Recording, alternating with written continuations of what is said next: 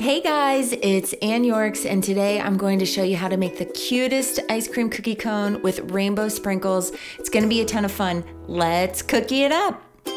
I hope you're hungry for a double scoop because that is the design of this cookie. I'm outlining my cookie using a pink piping icing and tip number 2. For a review on icing consistencies, check out the Cookies 101 blog post on Flourbox.com. Don't feel like your spacing on the scallops has to be perfect. Just fill in that space. I found generally 7 scallops did the trick.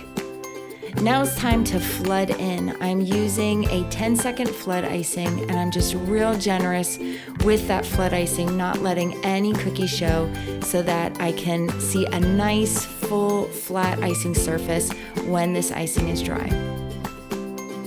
Now I'm filling in that second scoop. You'll notice I'm doing some rainbow ice cream cones, and so we'll see lots of fun icing colors on this tutorial.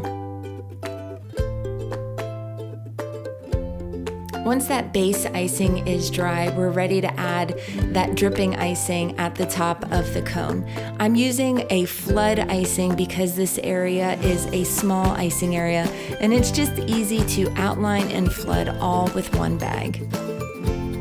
Once that space is filled in, add the eyes using a black flood icing.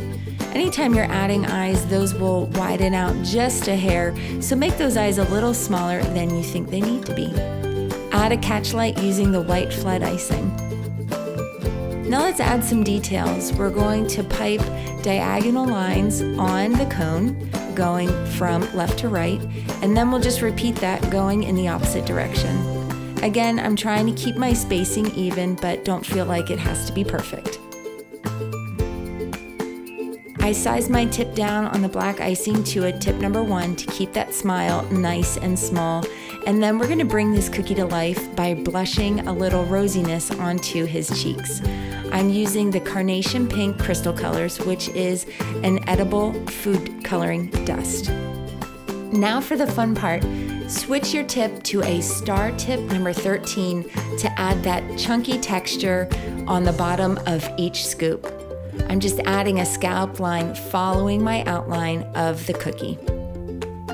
It's sprinkle time. I'm going to add these sprinkles using my piping icing, and I've sized all of my bags down to a tip number 1.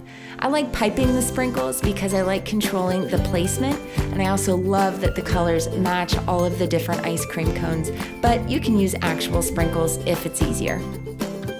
Doesn't this cookie just melt your heart? I had so much fun making these. If you make them, definitely tag me on social media at the Flourbox shop. I would love to see what you make. And don't forget to check out the blog post on flourbox.com. Until next time, happy decorating!